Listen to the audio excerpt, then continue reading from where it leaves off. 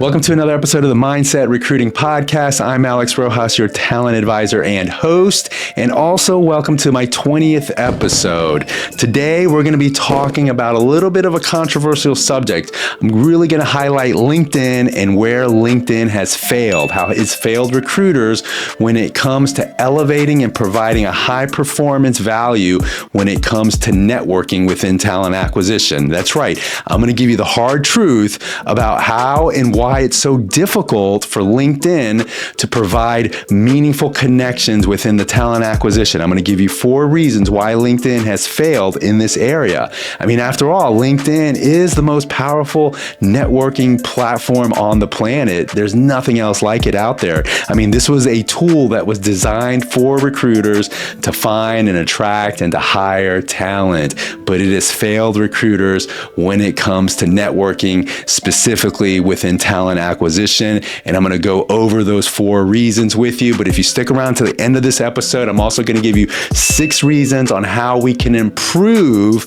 the spirit of networking and collaboration and how to make most of LinkedIn as a recruiter as we navigate through our careers and the opportunities. So let's get after it.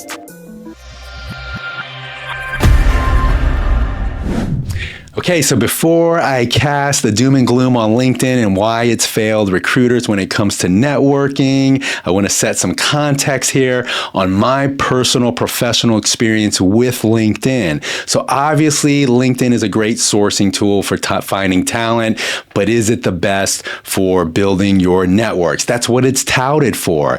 Now, obviously, LinkedIn also offers their tools and their platforms, their add-ons such as LinkedIn Recruiter and Recruiter Lite and Premium. But companies are bailing from this. They're reallocating sources and money and budget, and they're taking their dollars somewhere else. And so we've seen a shift even in that LinkedIn hasn't dominated the talent acquisition industry in the last few years.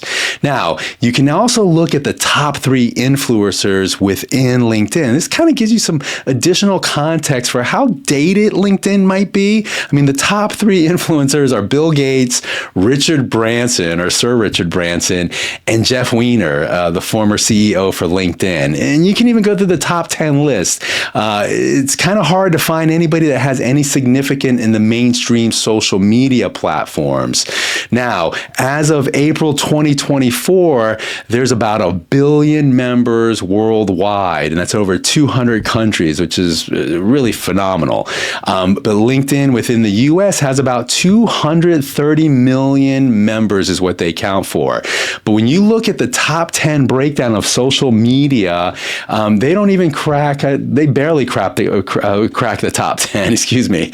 They come in at number 9. But the top 5 are Facebook, YouTube, Instagram, TikTok, and Snapchat, and they're relatively new as a social media outlet there.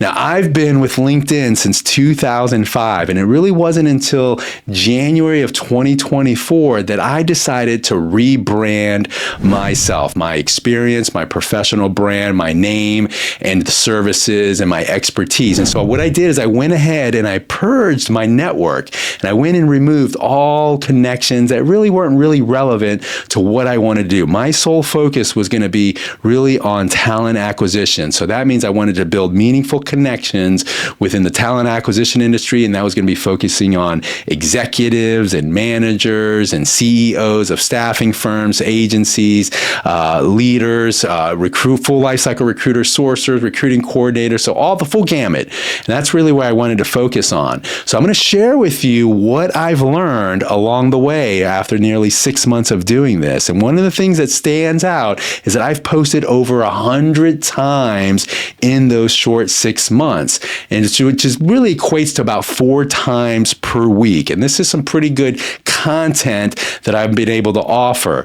So I've only grown my network by about 1,500. I'm really on the cusp of about 4,000. After I did that purge, I probably should have been about 5,000. So I'm going to walk you through again why, the 4 reasons on why LinkedIn has really failed recruiters when it comes to leveraging the platform and the ability to provide high performance networking. So here's your 4 reasons.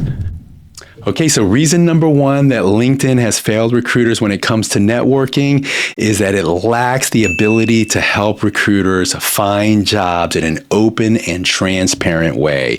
I'm going to give you these 8 points to back this up, and I'm going to go through them pretty quickly here. So point number one is when a layoff happens, it makes the job search difficult. Overall, the platform does nothing to help recruiters. There's no hot list. There's no like, hey, these are the top 100 recruiters looking for gigs, things like that. So they don't really do anything to help the cause.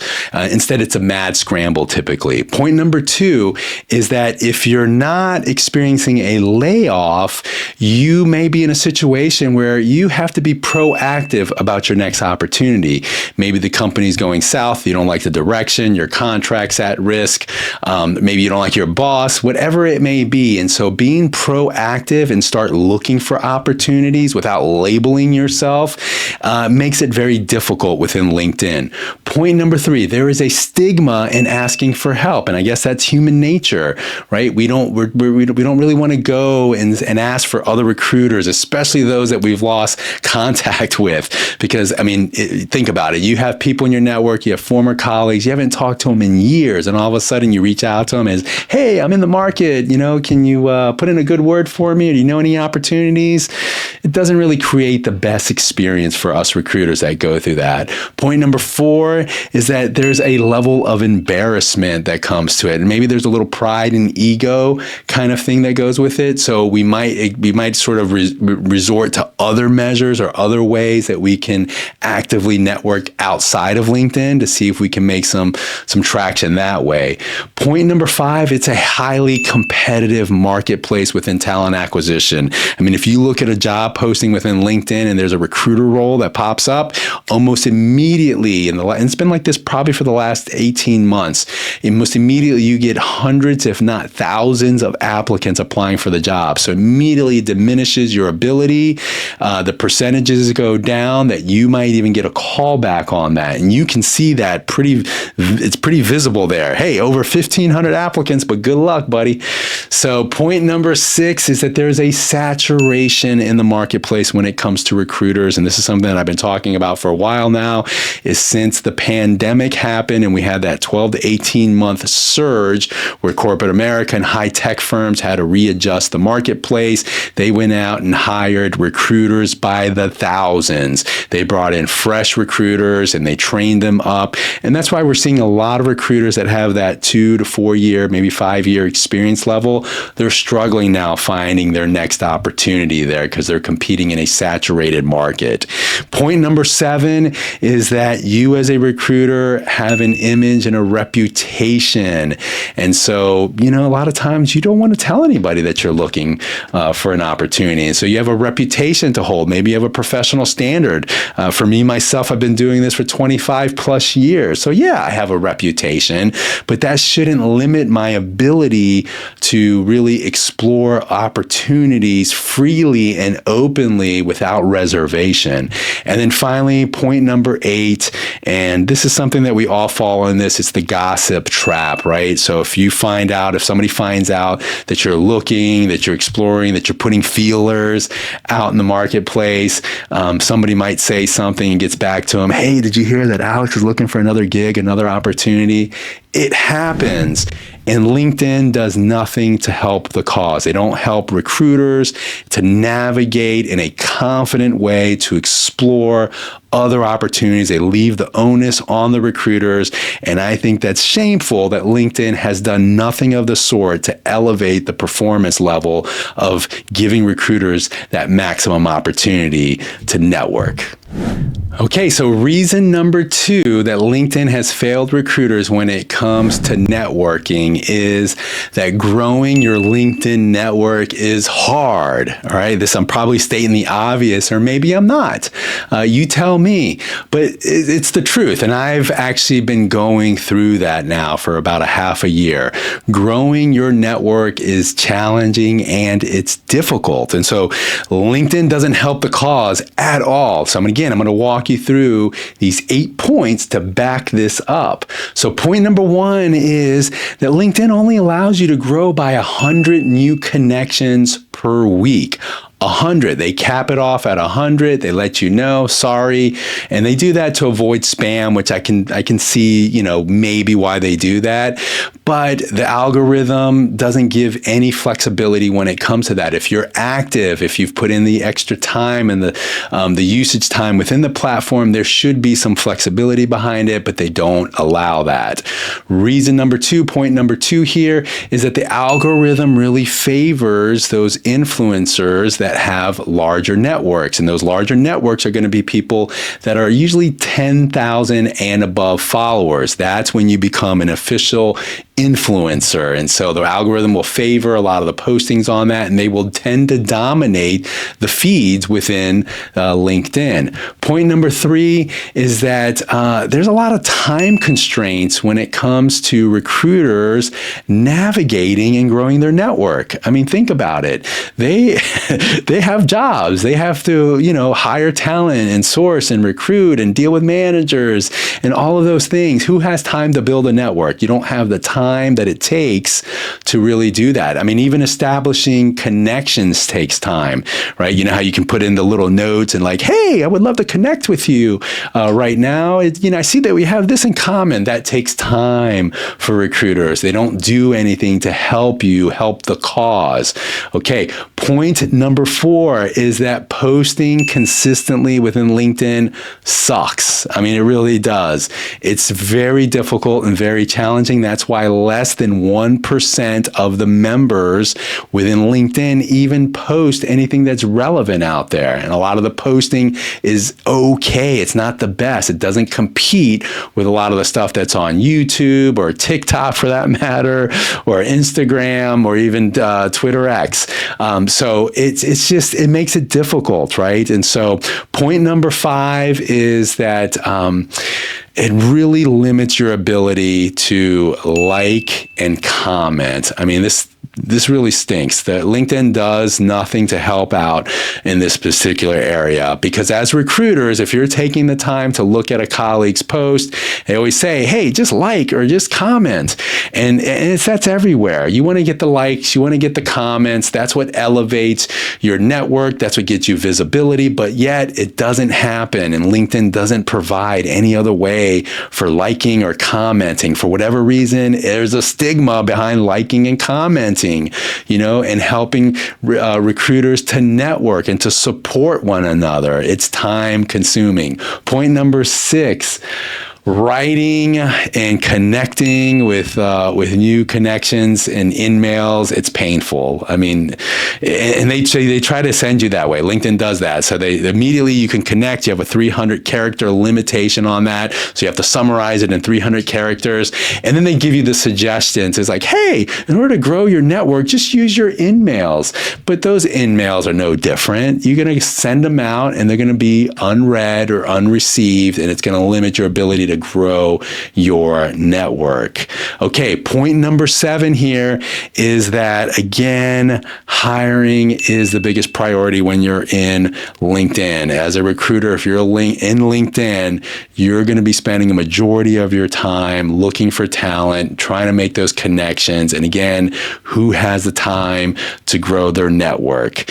Finally, point number 8 is, again, and I emphasized this earlier, is that it's too easy to lose touch with your network. There's nothing that's being done right now within the platform that gives you the ability to stay in touch with your network. And I think we see that in a lot of other social platforms. I think TikTok will have a pop-up that says, hey, say hi to John Doe, or anything of that nature. Hey, it's been a while. It's been 3 years since you last talked to your fellow colleague over at XYZ company.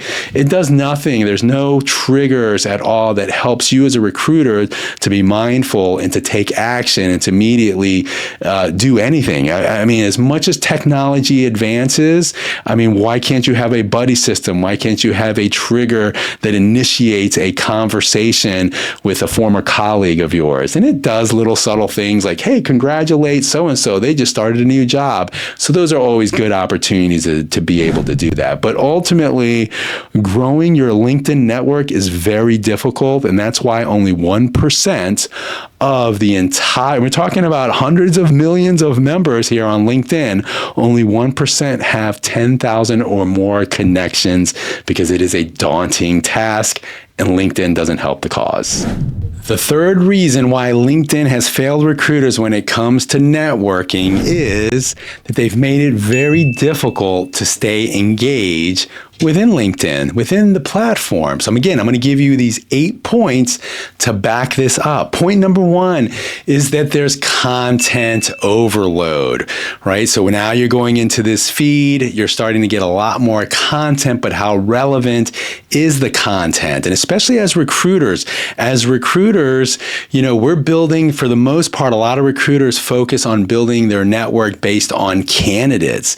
And so if you're doing that based on candidates, you're going to get a pretty diverse and mixed feed of content that's hitting your feed. So that makes it unappealing, because it's not really anything that you're interested in. You're going to go over to some of the other social media platforms and let those algorithms feed you the stuff that you really want to stay on top of. Point number 2 is that there's really just a lack of sharing and reposting. So recruiters just typically don't do that, right? I mean, we barely want to even like or comment, let alone share or repost a colleague or somebody else's posting on there. So why bother? It takes too much time. We're busy. We got to look for talent on here, not build our networks or stay engaged in the platform. Point number 3 is everyone's selling something, right? I mean, and of course that's okay. I mean, it's part of the environment, but irrelevant ads. And when it comes to selling, everybody's got a training course, everybody's got a product or a tool or an agency to promote. And so there's a lot of selling, a lot of ads.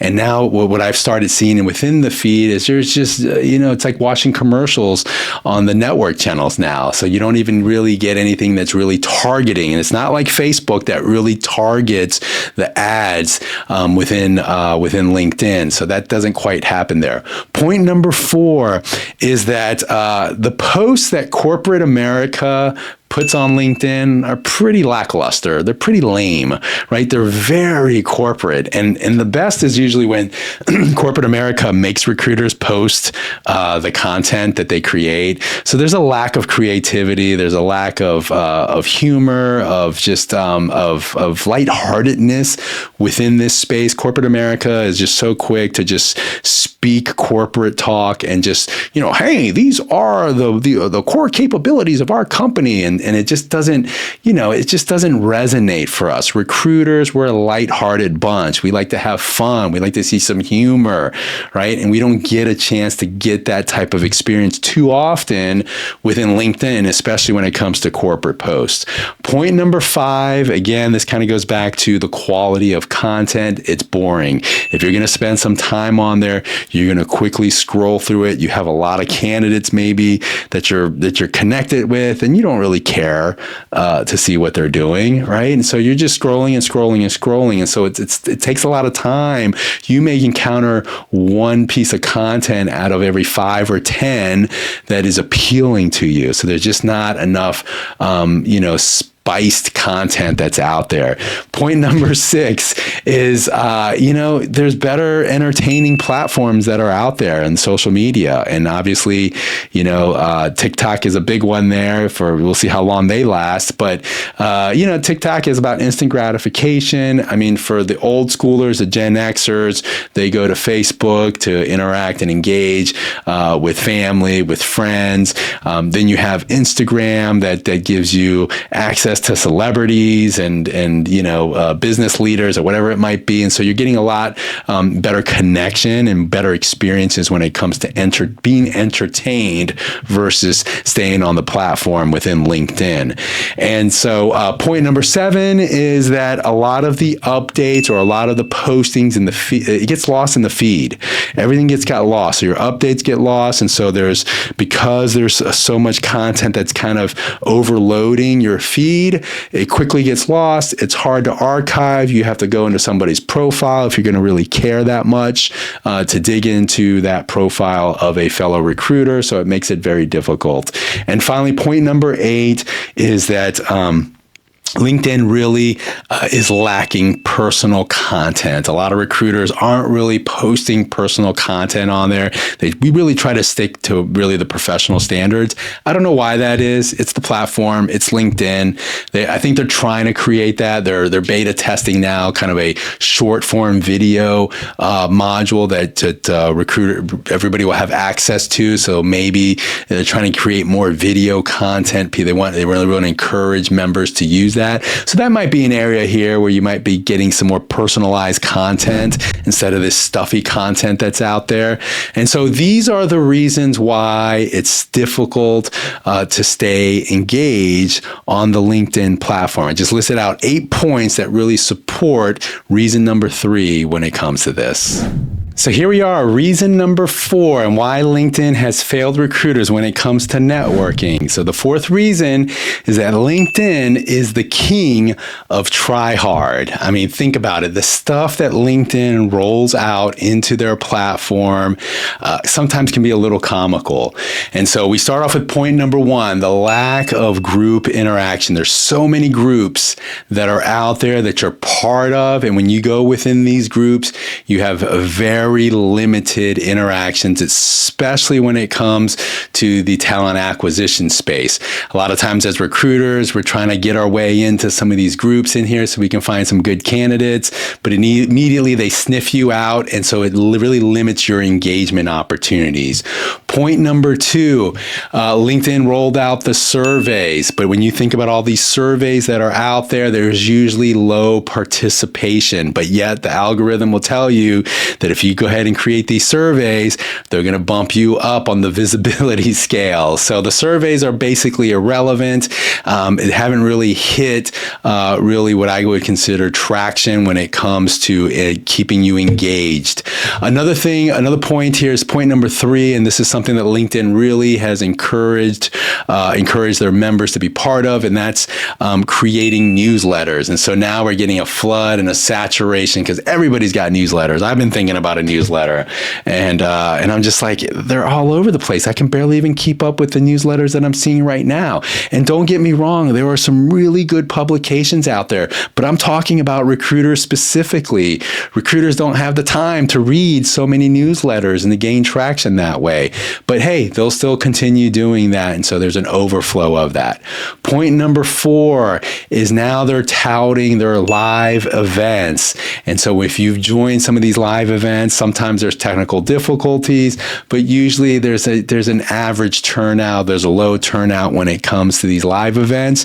It's something, again, that I'm going to be dabbling with and seeing what kind of turnout that I can get into it. But again, they're trying hard. They're trying real hard in this area here to really bring out more interaction and more engagement.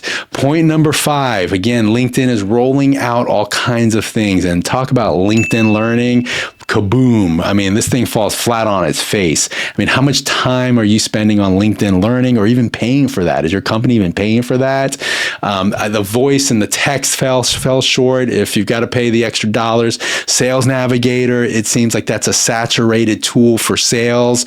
Everybody who's trying to sell something is going in Sales Navigator, and they're just trying. It's the wild, wild west on LinkedIn. You have all these salespeople, they're trying to sell products, and you have like LinkedIn, who's the sheriff in town, and they're just trying to lock everything down and trying to limit your ability to maximize your potential.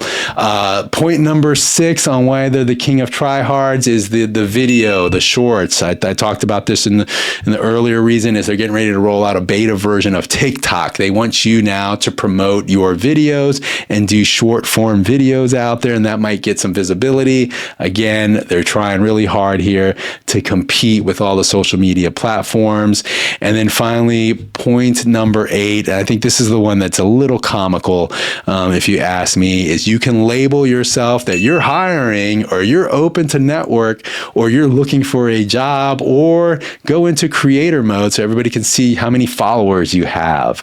Again, who wants to be labeled in that way? I mean, there's there's been situations that I've seen that if you're open to networking or if you're open to opportunities, that could be a stigma for any consideration that you're having. And so you don't really see too much of it. And it's another try hard effort by LinkedIn. Hasn't really hit, I'm sure, as they intended it to be. But again, these 8 points really kind of validate why LinkedIn is the king of try hard. Okay, so now that we've gone through the 4 reasons why LinkedIn has failed recruiters when it comes to networking, I want to end on a positive note before I get completely banned from LinkedIn. And of course, I'm probably being melodramatic here, but I want to leave you with 6 ways that we can make LinkedIn better. And it's going to take a collective group, an industry, an organization as recruiters. I'm talking to you recruiters. These are going to be 6 ways for us to think about making LinkedIn better for us as a community. The first way is going to be really through rebranding yourself. Take the time, and you hear this all the time, but take the time to go ahead and brand yourself again. At least every year, every 2 years max, you should be rebranding yourself and reassessing your skills, updating your banner, changing your picture. I mean, you hear about this, the dreaded picture, the photo. Please change the picture. It's time. Don't wait 5 years or a decade to change your picture. It's kind of laughable. And so that's something that you should be doing. You should be updating your bios. Now you have no excuse. You have ChatGPT features, even within LinkedIn, that now can help you with that. The second way is stop being politically correct. Don't play it safe. Go ahead and make some comments, make some challenges, bring some commentary that's going to bring some wisdom and some enlightenment into the conversation. But everybody's so politically correct, safe, and I guess you have to be. Go to Facebook, I guess, or go to your Twitter X battles to go ahead and fight your wars over there. But we have to move the needle a little bit and be a little bit more transparent when it comes to our comments. The third way that we can really help make LinkedIn better is we have to get into the habit of accepting invites to connect with our colleagues. At a bare minimum, you should be doing that. If you're still ignoring invitations to connect because, I don't know that person, or he's trying to sell something to me, just do it. Just help a brother or a sister out. I mean, seriously, accept the invitation to connect. You can always block them or withdraw later on if you feel that they're being, too much for you to handle. But pay it forward. This is a good way to pay it forward to a colleague to grow connections. And so I'll talk a little bit of this about on my wrap up as soon as I close this up about my personal experience with that as well. But the fourth way that we can actually go ahead and make LinkedIn better is making sure that you're signing in daily, that you're at least scrolling through the feeds within LinkedIn. I mean, just don't give it all away to TikTok and to Instagram or any of those, YouTube Shorts, right? I mean, is that the only place that you were going to be able to get our entertainment from? We have to be conditioned in a way that we have to at least get into the platform daily, on a daily basis, and probably multiple times a day. And that takes intent and it takes mindfulness to be able to do that. Finally, the fifth way that we can make LinkedIn better as a community is that, companies need to learn how to post. I mean, at the end of the day, there has to be some creativity behind this. There has to be a level of engagement. And we understand that there's different target audiences, but the stuff that companies ask recruiters to share with candidates, I mean, talk about watching paint dry. I mean, there's zero creativity when it comes to this. So go ahead and start talking to your marketing team, your social media team, and now especially with AI coming into the forefront, now you're starting to see companies creating avatars that are fictitious. They're creating these mascots now that can actually do some things that would just bring, again, some lightheartedness into our community. And finally, the sixth way that we can make LinkedIn better is stop posting in a lazy kind of way, right? Don't go off on these really cringy rants either. There's a lot of complaining out there. I think staffing agency recruiters recruiters sometimes give us recruiters overall within the industry sometimes a bad reputation because staffing agencies, recruiters are probably the most active recruiters when it comes to LinkedIn. And again, that's kind of just my experience and my observations that I've seen out there. And nothing against staffing agency recruiters. I came from a staffing agency world, so I'm a big proponent to that. But I think it's always one-sided. And so we need multiple perspectives, multiple experiences. We need to hear from the VPs and directors within the talent acquisition industry. And we need to hear from the coordinators, recruiting coordinators and sourcers. We need to hear from them. We need to hear the tips and the tricks and the best practices. And you need to share knowledge and information with your communities. So start posting relevant content out there as much as you can. And these are the 6 ways that we can collectively make LinkedIn a much better place to be at. Okay, so in closing, I want to go ahead and leave you with my personal experiences that I've gone through over the last 6 months. And when I decided to rebrand and sort of purge my network and go ahead and really establish some meaningful connections, these were kind of my experiences. So right now, at the rate that I'm going at, in order for me to hit that magic number of 10,000 followers, which again is 1% of the entire community within LinkedIn, I'm going to have to really work hard here. So at this rate, I'm probably at the end of the year on track to probably get to close to 7,000 followers. In order to do that, I'm going to have to post over 225 times this year just to try to do that. That is going to be hundreds of hours that I'm going to pour into the LinkedIn platform. Now, what sucks is, again, LinkedIn really limits your ability to grow. They cap off your connections at 30,000. I mean, why do they do that? Who knows? There's a reason behind the madness on why they do. Again, they're the sheriff in town that tries to control everything within the talent acquisition universe, right?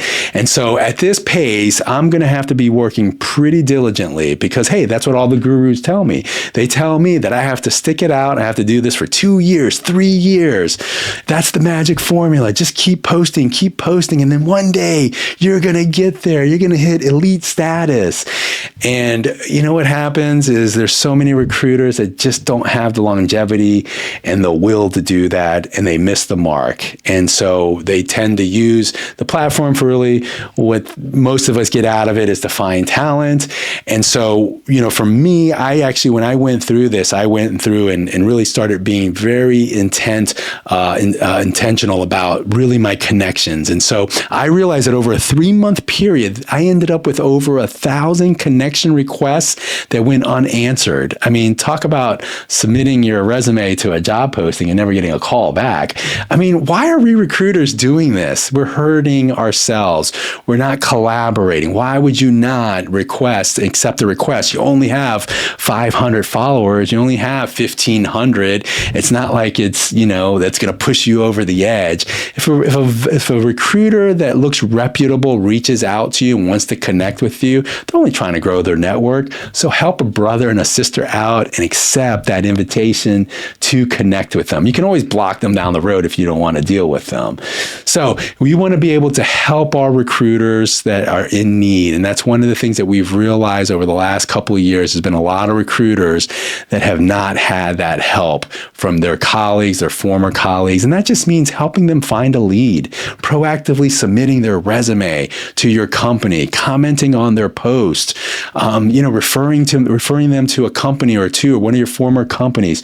Show some effort that you want to help your fellow recruiter that's in need. I mean, these are recruiters right now that are facing really, really big challenges when it comes to providing for their family, their children, their homes. We cannot let TikTok and X and Instagram and Facebook rule social media. We have been privileged with the opportunity to have our very own social media platform as recruiters, as talent acquisition leaders. And there's over 1 million of us that are active in the US that are on this platform. We're not even talking globally. Over 1 million of us that can control and can collaborate a lot better than what we've been doing. So make sure that we can go ahead and start moving the needle on that. Make sure that we can start building a better community and that we can actively participate. I hope that this information, this episode was impactful in some kind of way, and I hope I brought some lightness to it as well. And, please remember to subscribe, to follow, to comment. It really does help the podcast grow. And until next time, remember, it's all about the mindset.